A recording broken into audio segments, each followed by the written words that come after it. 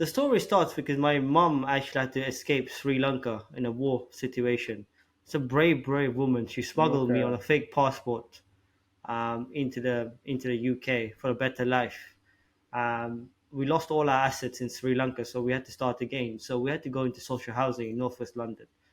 So you don't know what you don't know, and you're surrounded by the people who you're surrounded with. So I was surrounded. They put us in what we call Chalk Hill Council Estate. I don't know if you lived in White City now, but Chalk Hill was notorious in the 80s and 90s to be a drugs manufacturing capital of London and of the UK. I don't know what architect built this structure, but all the flats were connected by these maze tunnels. So you had all the drug runners escaping police in the block to block in these tunnels, right? And I was 6, 7 years old, only Asian kid there at that time, and I had to be wary, understand people. Because I was the only Asian kid, they tried to pick on me. Unlike other Asian kids, I punched back. So I kind of understood what the streets were and pattern recognition, being alert and stuff, and I got into trouble. I was luckily I didn't do anything bad. I didn't get into illegal trouble, but I always fighting. I always had to get the latest clothes, be cool. Education wasn't much for us. There was no one was around us who were older. By the way, the older guys were the influence, and they were usually bad influence. None of them went to college or university, as we say. None of them had a career. So I dropped out. My first dropout was from high school. I think I only got one C in English speaking, and I thought education wasn't for me. So to your question, I was just following the wrong crowd, getting into fights. Thankfully, I had weightlifting Mm. as a discipline, but yeah, I was doing nothing basically.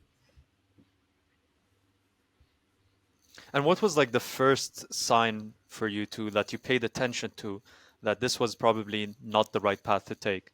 Like maybe these guys, these older people who are influencing me, doing illegal stuff doesn't apply to my life. Yeah. So two things happened. Well, three things I have to say. Number one, when I was 15, my uncle from Sri Lanka, unfortunately, he's passed away, came. He said, listen, you're either going to be in jail or you're going to get killed. Here is, I can't afford much, but here's a set of weights. And these were old school sand weights. And I fell in love with weights. I didn't fall in love with martial arts, Let's but I fell go. in love with weights. I was a big weightlifting fan, Olympic weightlifting. I done some regional shows. I was quite good. Nothing. I had an injury, so I couldn't qualify Olympics or anything serious. But it kept me disciplined. So even if I didn't have education, I learned short term, long term goals from weightlifting. Looking back, and I didn't even know I was doing it. By the way, I was writing things out, targets and stuff every week. Like no one was teaching me. My parents didn't know. My coaches, I didn't even have a coach. I was just googling stuff, and it was like Westbell Barber, I think the society on the east west coast, and I was writing stuff. So first, that gave me discipline, and everyone else was not disciplined enough. So I kind of noticed that. The second thing I realized is that I was in sales. So from 16 to 21, although I was messing around, I was working in what, Saeed, you might know Tesco, right? Shops, Clark's, Yeah. Yeah. Boots, shoe shops, fashion Mm. shops. So I was learning sales and I was getting income that was legal and I was learning how to spend it appropriately, right? So I was learning sales. And the third thing that happened was actually I was getting into these fights at 21. The serious thing is I got hit on the head with a sharp bottle and an instrument, and I went into a coma for 4 hours. I was Mm. 21. I woke up and I was like, "Hey, uh, where are my family? No one in the hospital, and where are all those friends that were meant to be there? No one was there, right?" So I'm like, yeah, now it's time to get out to do something because I'm wasting my life. Wow. What a That's pivotal, incredible that you actually paid life-changing attention to these moment. experiences. Yeah. Hmm. Yeah. Made you who you are today. Dr. Pradeep, I wanted to ask you about Pradeep. How can we make this the best podcast for you today? And because I know how you can make it the best podcast for us. Well, my motto is to help and serve. If any kid from Lebanon or a village in Sri Lanka or Africa or even in middle or upper class England and UK, I've seen my life and seen how many times I dropped out, achieved things quickly, and they listen to like little things, and that inspires them to do great, better things than me. It's a great podcast for me, because the more I guest on this, I do Perfect. it for free and everything because I want to, touch people and say, hey, you can do great things. It doesn't matter where you're from and what your experiences are. All right. So teach us the ways of Pradeep. How can we get stronger, healthier, smarter? Give it to us, dude. What is, because you're talking about the long term, right? We're so Yeah, used to nowadays, like, oh, I have a bit of anxiety, pop me a pill. no, yeah, Give me the pill. yeah, I've got a cold, give me a pill. oh yeah, There's a pill for yeah, everything, right? yes, yes, you're right. So Apart, what is the long term game for you? How do you maintain long term health? so basically, I've dropped out four things in life. Are you talking about mental health or physical health? Let's talk about physical health. Physical health, I work out. I I'm wake up in the morning, I work out. I usually have one session of weightlifting and half or 45 minutes of stretching. So I do that on Sundays. It used to be Wednesdays, I've done long runs, 5 to 10k. I went to a period where I was doing marathons. I think I ran 16 marathons, 16 weeks plus the ultra marathon. I cut that down because I'm back to weightlifting now. So I've always worked out every day. I typically have one day rest, and that kept me going. And also, by the way, when I know how to rest, I rest. If I need medicine, I'll take medicine. But it's just, I think, mm, ever since 15, I done some kind of form of exercise, and it's kept me going now. It's scary because someone asked me in the gym today, a kid asked me, how long you been doing it for? And I'm like, oh, fuck, it's been 22 years I've been lifting weights or doing some of the things. So time goes quickly. So I always done something of that form. And what advice would you give these people in the gym to maintain their physical health? Because I know a lot of people usually in their early 20s or like, you know, 18 and just in that age, they're going to go I to the want gym, they want to look good, they want to their maybe their intentions are not very consistent or sustainable in the long run. So, how do you build up that discipline in the I want gym to so that add you can to stay Said's point. consistent and stay doing it for 22 years? Yeah. I want to add to Said's point because Said has a good question and it kind of reflects on me. I was diagnosed with MS, right? And I'm looking at you and I'm like, if you can do it, I can do it. Of course. You Of course. understand? Of Like if course. you started Of at a young course. age Um, doing lifting, I want to because I'm having struggles. Like Said said, he's like he want like he's how am I gonna put this? Because yeah, I just it's a want to mental thing, right? To I get want up to and go. see. Yeah. Okay. Yeah, it's literally 40 minutes a day that I strove for when I was a kid. Even like if I was going between fights or school, I used to go 40 minutes, get weights done. By the way, that 40 minutes discipline saved me a couple of times because there were times when gang members or people used to come and say, hey, do you want to go with there's this fight, someone's kicking off and stuff. And those 40, I'm like, no, I need to get to the gym. And I kid you not, there was one point where I said, no, I need to go to the gym. All those people ended up in jail for attempted murder. All those people that went to that mm. place. And that's because I had a session in a gym. So that 40 minutes, which I prioritize 40 to 1 hour, is I think is a discipline. The thing coming back to your question is when I was young, I wanted to lift the biggest, look the biggest, and so forth, right? I think that's not a bad thing. I think every man or woman or they or whatever you believe in has to go through their own process of taming and teaching the ego. So, when I'm 37, I can't go to a kid and say, hey, it's not all about looking good. If you want to look good, if you want to be the biggest in the gym, go and get it. Get yourself injured or even get your goals, and then you learn the psyche. Hey, I'm South Asian. I don't have the best genetics. I don't have the best metabolism. My hip is the tight. I need to work around those things. Those come in ages. I'm a big believer in let your evolution and your ego evolve on your own. I'm not a big person on telling people what to do, and I've handled students and employees like that. So kids, get out there. If your heart and desire is to look good, and to be strong, go do it. And eventually, if you get obsessed enough and if you have passion enough, you learn the fine nuances, and you learn that, hey, I know so much now that I don't have to look good or look big. I've learned how to control my ego and know my genetic potential and work within it. The problem is people go for 5 months or 5 weeks, they don't see results and they go back because everyone's looking at a perfect model. But once you do it enough, you realize your limitations and then you're happy with yourself. You build self esteem and self confidence. Mm. And that only comes through time and hard work and effort. Time and experience, right? I don't, by the way, I don't believe in this saying. People say No pills. clever, Toss yeah. them. The To creatine, toss it. no, take a creatine, glutamine if it helps you, man. Whatever helps you, but you learn in the long run. Whatever helps you recover, do it. I say, no, it's your life, do it. And by the way, I was a big on creatine, glutamine, protein. I was massive, and it helped me recover. But now I'm kind of back on in and out of 8 or 10 week programs on it. So I kind of learned my body my own way. Mhm. Mm. And Pradeep, so you went from teenage gangster to working into sales and then into pharmaceuticals. How did you transition into pharmaceuticals? Yeah, that's a Yeah. big Like So jump. this where goes where back does that to fit in your life? Yeah, so this goes back into knowing your potential, right? Because I was weightlifting, I Yeah. loved reading about muscles and biology. I knew nothing, physics, chemistry, all that. I even numbers, maths, I didn't know nothing. So here's my ego. Here's what I know, what I like. I kind of get it.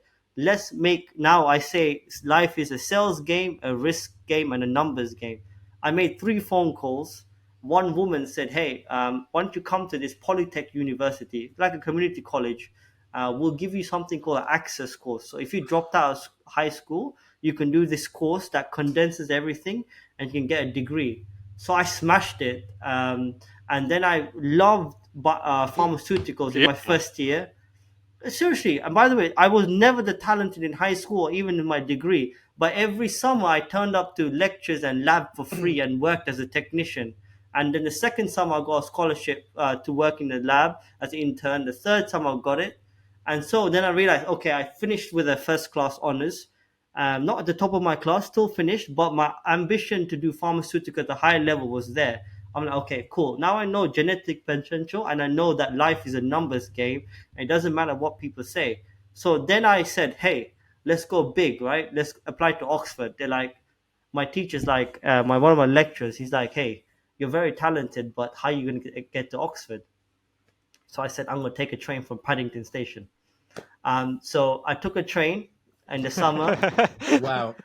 I took a train, and this Nice. is a big. I tell people from the hood or social housing, if you're not exposed to certain environments, put some clothes on and go to those environments. I went to Oxford, and I fell in love with pharmaceutical more because I realized that the capabilities of these labs and these students are amazing, and I can be there if I do certain things. So then, 3 phone calls. I knew that I had to get a master's scholarship. So I made 13 phone calls and 13 rejections, and I got a scholarship at Imperial College London, and I passed that. And then I was like, okay. Then I made 46 applications, and the 47th, a Lebanese man gave me a scholarship for a PhD at Oxford. And then again, I put my head down, smashed it even more. In 2017, I was the first in history to win the British European American Award. So I went from dropout to that stage in 6 years. Then I dropped out again of a career, and I wanted to discover drugs, and that was the passion. So sometimes, I just done another podcast on e-commerce, and we touch on it. Sometimes life the passion becomes what's easy to you. People say, hey, I'm passionate about this, Yeah. but really what is the easiest thing you're doing? For me, it was understanding biology. So I concentrated on that. And when it becomes easy and you become successful, it becomes your passion. When people struggle too hard, it doesn't become your passion, then you're lost. You Wow. narrowed it That's very down wise to what words. you want. Yeah. Yeah, that's Find what's very. easy for I you, mean, and after if becoming a you legal believe in drug dealer, God, Yeah, I mean, it depends, right? Because you can sell these supplements online, and you're technically a downgrade on Amazon, but it's healthy supplements, right? So you got to Yeah. understand what Yep. your desires are saying and how to go ahead. And do you believe that your work experience working in retail in the beginning really helped you in the pharmaceutical career that you had as well? Yeah, so anything in life, sales help me. It's all a sales game, no matter where Mm. you are, no matter what you do. I dropped out four fields now, and every time on a customer basis, or talking to investor, or talking to a bank, talking to a supplier, it's all his sales. So that retail experience really helped me. By the way, being a poor kid, we couldn't afford much travel, right? And being in a London city, it exposed me to so many different nationalities and people. That allowed me to understand culture and communication with so many different nationalities, and that all becomes we became from a retail experience working in retail in London. Yeah. So speaking on sales, a lot of successful businessmen always really push the concept of doing sales in their life, or they they wish that people would do more sales in their life, so that because like that's the thing, that's it's a very important aspect or skill that you have so that you can become successful. What is sales to you? Like, how do you define it to someone, and why is it so important? Like, what's so vital about sales in the modern day? Sales to me is the ability for two parties to come together and negotiate a fair deal for each. That's it. It's not me getting Mm. something over you or you over me. How are you and me going to come together? And for me, I don't like the word sales is good, but I like the word negotiation more. How can you teach young people Mm. negotiation, right? That is the key for sales. How do you broker a deal that's fair and advantageous for everyone? And sometimes business and business leader and thought leadership, whatever that is, tell us about sales, sales, sales, right? It's actually negotiating to get fair terms for everyone. I think that is sales, because both parties is a win-win for both, and how you can use leverage so both sides can understand that, hey, we both won. I think that's the beauty, and also it's great satisfaction when you walk away and when both sides win. that, And that is true. the best way to do that's the product, right? At the end of the day, the product has to be something that the customer wants, and Yeah, it's in a good deal, the product and and the service as something that well. you want to sell. Yes, the I see. product and the service, That's what makes it a and the win-win. yeah, and the word we're talking about is leverage. I used to have a saying to Hmm. my students, and I told them, knowledge is not power. You've been told wrong. Knowledge is not power, right? Hmm. Knowledge is leverage. Applied leverage is power. Anyone can read so many Hmm. books, right? But if you don't know what the leverage is Hmm. over someone else and you apply it, that's where the knowledge becomes useful. And that's where And how do sales, you get when the you leverage?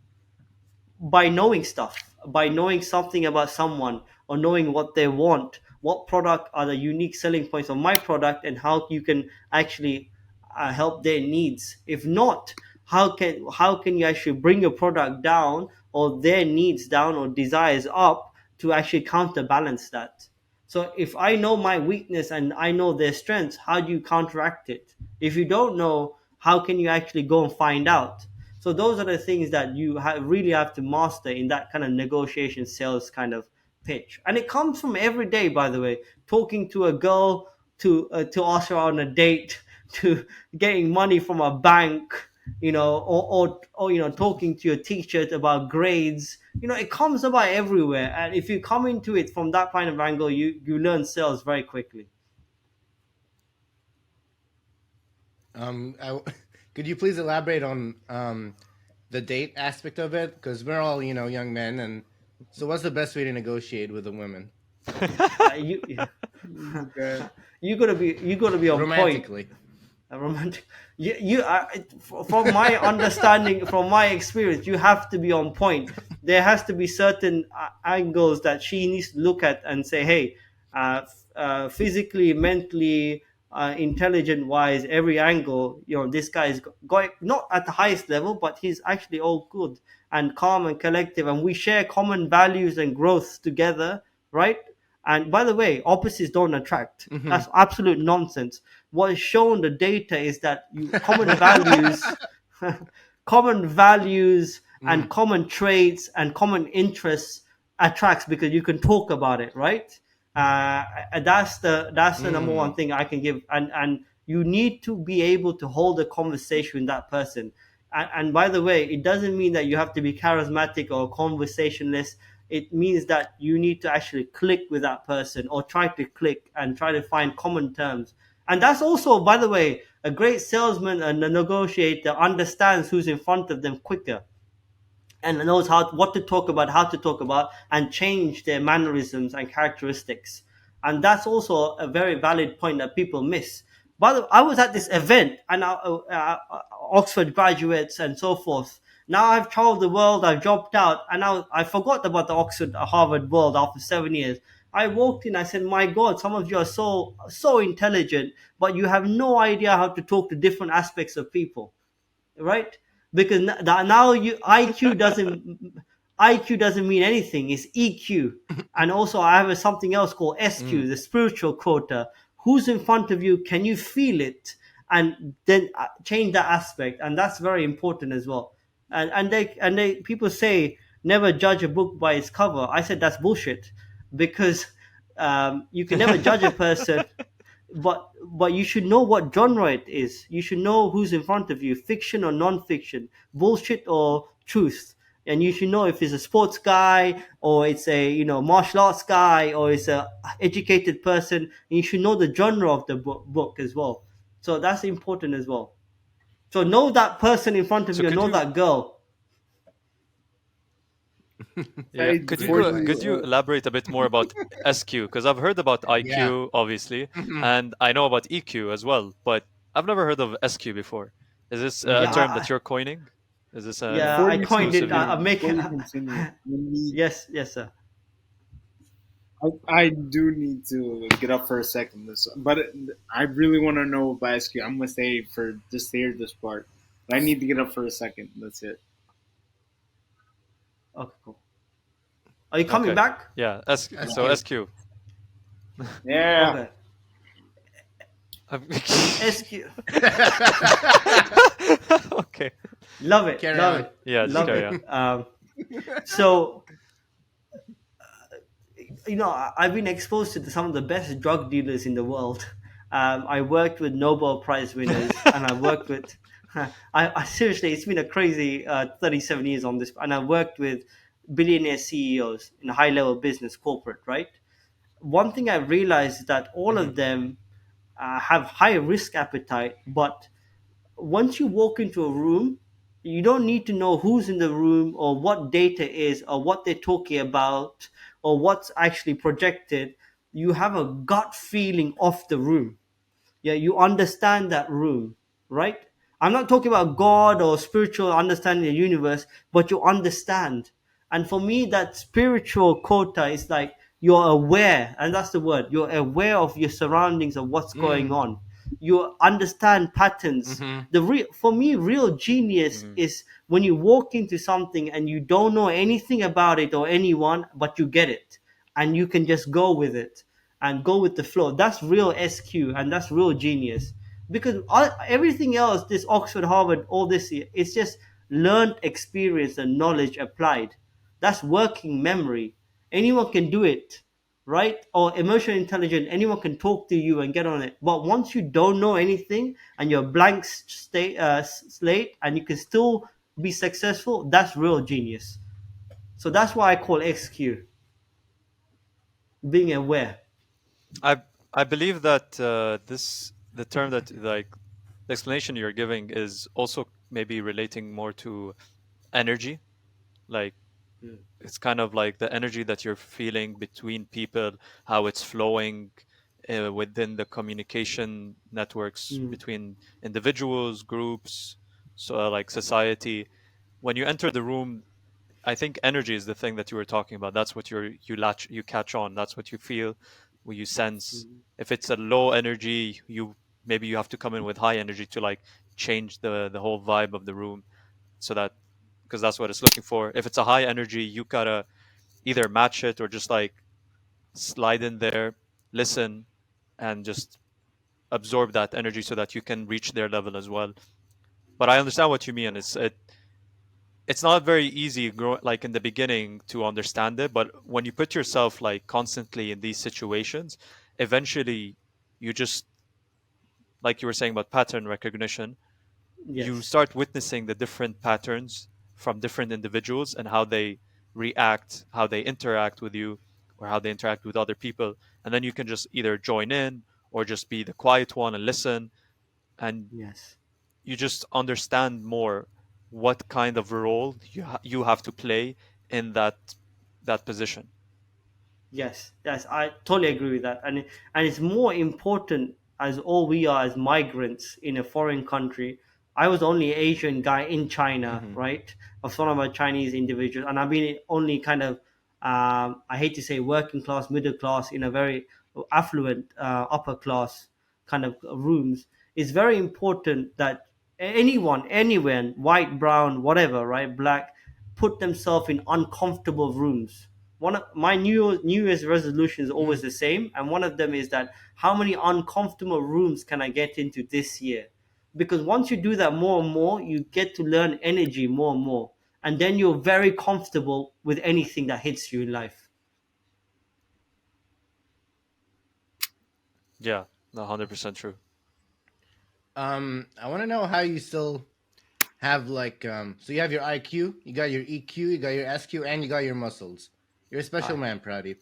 well, Most of us only have maybe one of those things. I don't have I don't have Okay. much muscles as before, but dropping out and failing a lot helps in everything. um, when you're in these rooms, a lot of these people don't have all this, and you're a very principled man. Many people are not. How can you connect with these people if your values are so different? That's what you said, right? Like opposites don't attract, and you're so specific in your life. How do you connect with people? Are there people you just like this person I can't connect with because it's not gonna work, or you always try? Yeah, What advice do you have? so there's 2 points here.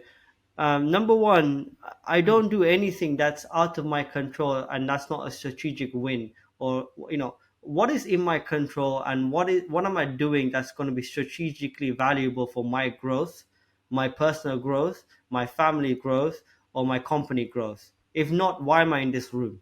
Mm-hmm. I will not go to football matches and watch football Mm-hmm. matches over 90 minutes unless it's a final or something important, because it is irrelevant for me. Others can and have fun time, right? And that's okay. So I try to go to rooms with a with an aim. So hey, I'm at this dinner, I'm trying to get investments or get to know a new person. I'll go with the aim and try to mingle, and that aim helps me kind of channel what I'm doing and focusing, right? If it's just on the streets, I'm just totally humble, and no ego, I'll talk to anyone. um, but the second point is, most of my life, the hardest things I've done is been in rooms that people either ignore you or laugh at you, or I know the energy saying, who the hell's this guy, right? He's not the same as us. And that is Mm-hmm. not racism, and that is not classism. That's just basic biology and pattern recognition. A certain number of people have come together, like three Lebanese guys on a podcast, right? They know their principle, values, Mm-hmm. and so forth. So they interview different people. You guys are not bad, but you have me here, right? So it's up to me to go in there with my aim, Mm-hmm. or become friends with you, actually understand you and work with you. So that's one thing a lot of people, I think, in this generation are saying, hey, oh, it's racism or it's classism or I can't get here, I can't get there. Yes, those barriers exist, but you can break them down if you actually put yourself in very uncomfortable rooms and learn how to talk to these people and make them actually back you and grow with you. If not, It's a numbers game. Walk away and go to another room and try to win that room. And how do you Wow. separate the first impressions from people? Because like I'm not gonna lie, I used to be terrible at first impressions. I used to always give off a first impression that I might be annoying or just someone you don't want to really hang around with because I talk a lot or something, and sometimes I say weird things. Now I don't care what people think about me, and because I know my weirdness makes me a bit more selective indirectly, and it helps me like that Mm, because then the people who actually wanna hang out with me or wanna connect with me will accept me as I am. mhm, So, mhm.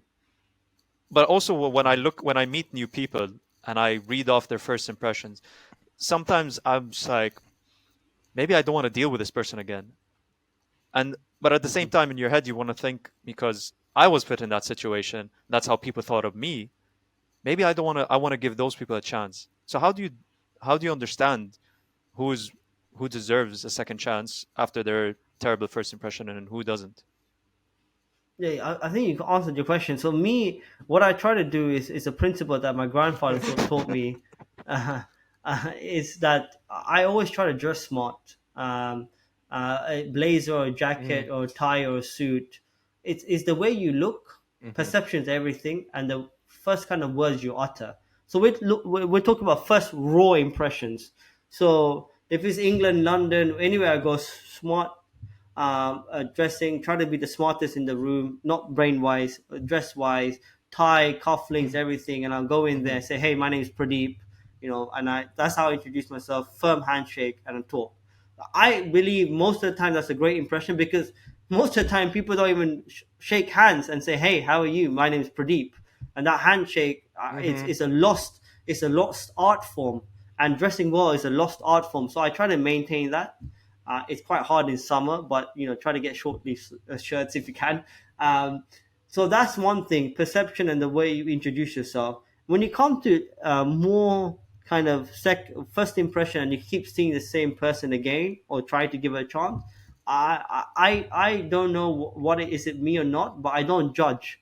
Maybe that's my secret power. I just keep talking to people because as you said, I reflect back on my life and I just had a weird situation. Actually, I was at a coffee shop, and one of my friends, usually she's actually nice, but she's like, "Why are you talking to this guy?" And I'm like, "Whoa." And I'm like, "Wait, you know me and you know who I am and what kind of, I talk to everyone." And there's this guy. I'm like, "Do you know who that guy is?" She's like, "No."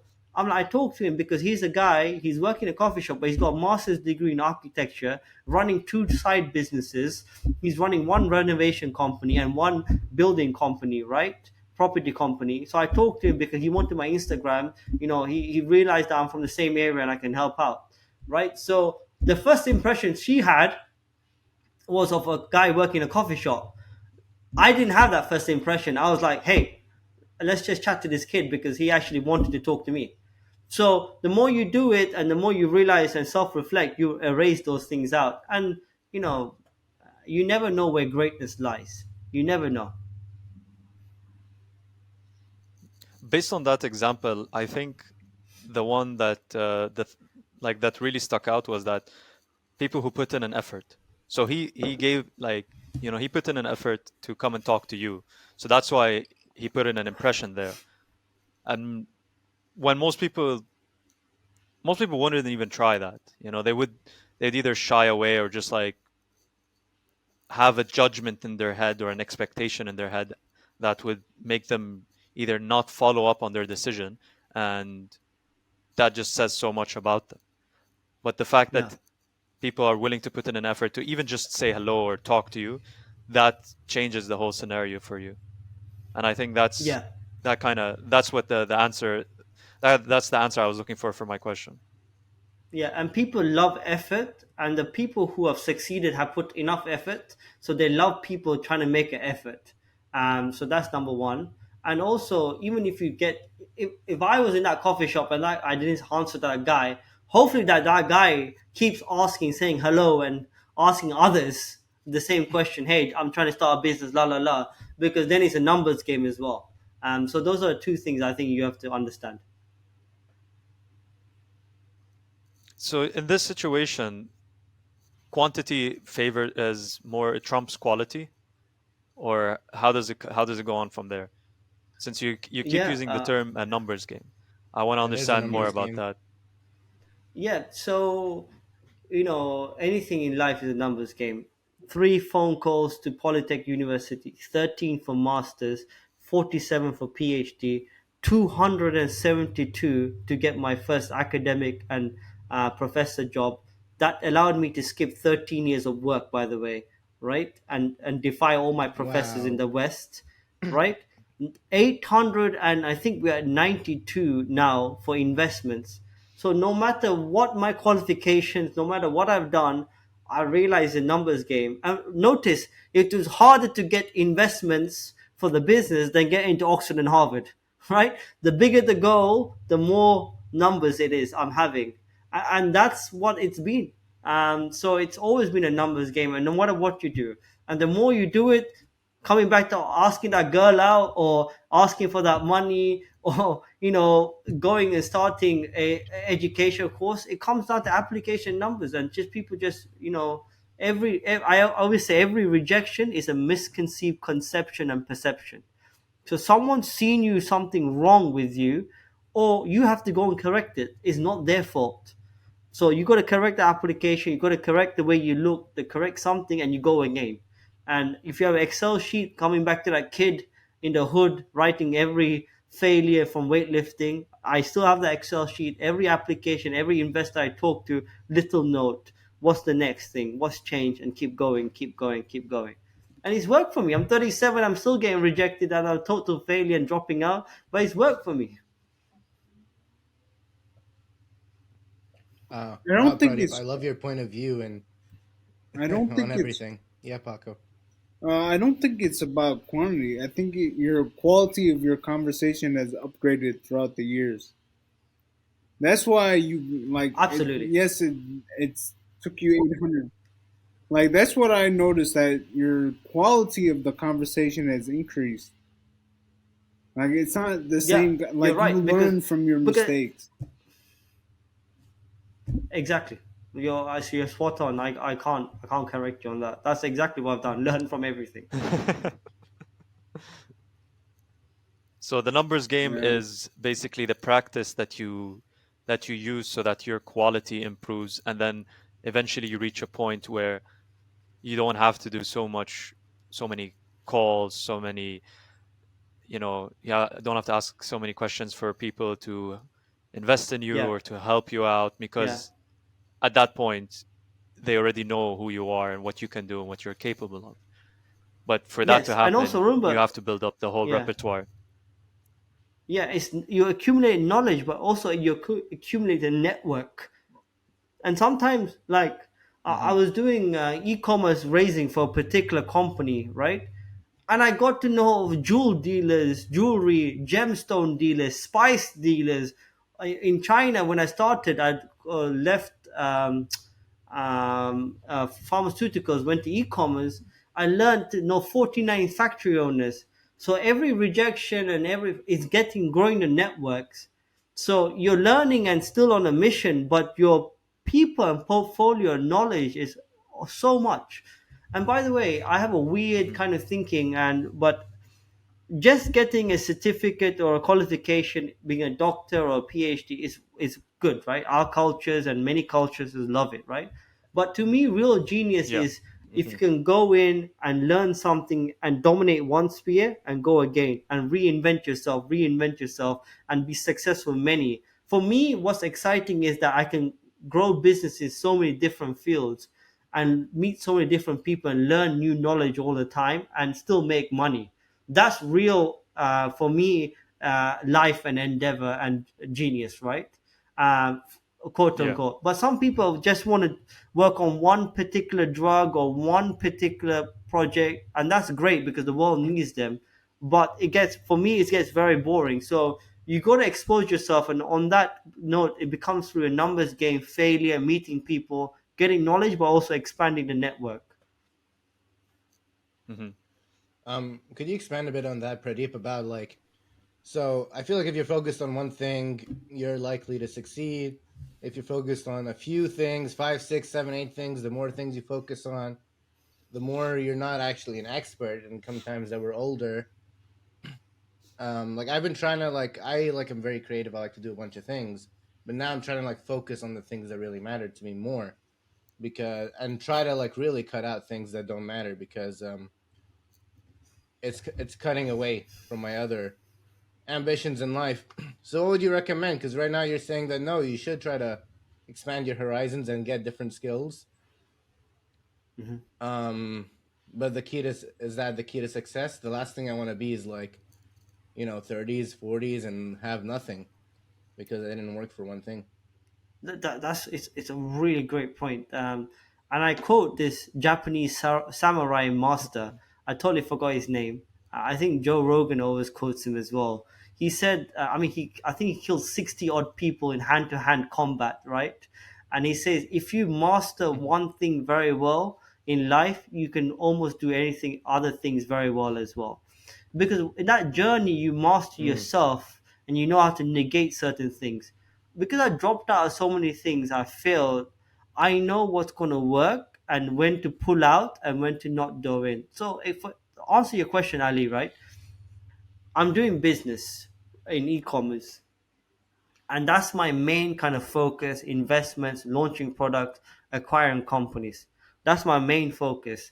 But on my other kind of verticals, I'm still saying, hey, I need to grow this empire, and what networks do I have and what's close by where I can use my knowledge from one thing and to expand it to make profits or make connections, right? So, for example, e-commerce branding, I know Sri Lankan factory owners, but those factory owners know gem people and spice people and so forth. Hey, can I now connect these people and build businesses elsewhere? So I'm still focusing, but by expanding the horizon. So it's like channel vision tunnel, but making the tunnel bigger. And there's no harm in that. So I'm doing that very Mhm. strategically, and I've done that all my life, from biology, drug discovery to business development in drug discovery acquisitions, to then launching products in drug discovery, and then launching products in e-commerce, then buying and selling companies e-commerce. So it's always been the same set of expertise and knowledge, but applied in different areas, and that's where I think the fun becomes. So that's when you got to master it, but also know certain things, and that's what business actually allows you to do so much because it's the same kind of principles. So, and you mentioned that you've worked with multiple different types of dealers, mainly obviously in the pharmaceutical companies. You worked with the legal drug dealers, of course. Um, but how did you end up working with spice dealers and jewel dealers and all of these other people? And also, who are the best dealers to work with? Yeah. So I was in pharmaceuticals. It's my third dropout, and I was in pharmaceuticals. I was doing well. I was vice president, and coming from Northwest London, now it's like click, click, click. I learned how money works, right? And it really does work at different Mhm. levels. So I was in China doing very well, vice president, and all of a sudden, this boy from Northwest London, I had a private jet and a chauffeur, not me, but the company, to do deals. So I was like, what the hell is going on in my life, right? I was working very hard. By the way, those things is not a luxury. It saves time. You don't have to be in the airport for 3 hours because a deal might go. So I was saving time working on these plane chauffeurs. I learned how money works. I'm like, holy crap, I can do this for myself and actually get freedom. Freedom is what most important thing, not money, and also make a better life for my family. By that time, hey guys, there's no ego here. I've discovered drugs for my species. I've published. I got a great education. I got credentials. I don't need anything else, right? So that's the one thing I realized. And number two, I'm like, okay, fine. So I was doing these things, and then the pandemic hit, and this is where you have to be pattern recognition, recognize opportunities. Pandemic hits, and they're like, everyone, you're on lockdown straight away. You guys watch I'm Legend by Will Smith, how New York was Yeah. like totally Yeah, dead. Wolf That's how Morris. China, my city, was absolutely dead. Ah.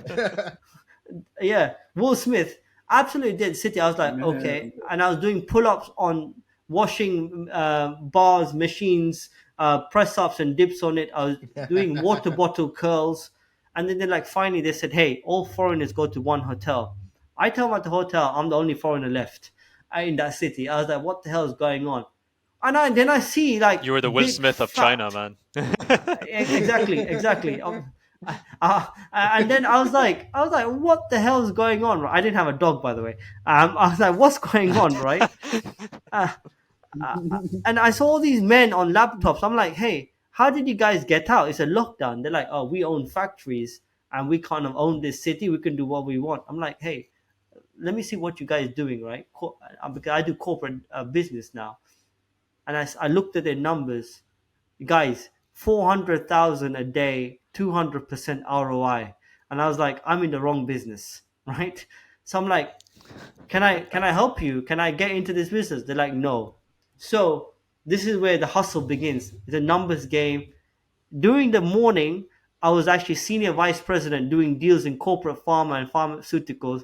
During the night, right, I will come to this hotel and I'll help all these factory owners rewrite Amazon case reports and communicate with customers because I knew English and they didn't. That's how I won their trust. Eventually, one guy said, "Hey, I can allow you to sell toys." So I started selling toys. I done very well in the UK. Then I came back to the UK. I'm like, hey, my science C was amazing. I tried to get a job in science. They're like, now you're too young or overqualified. We can't give you the same vice president role. I'm like, stuff this. I'm gonna start my own company, and that's how I got into e-commerce. So when I got into e-commerce, I understood now I need to get more and more factories and dealers and manufacturers. So I traveled the world.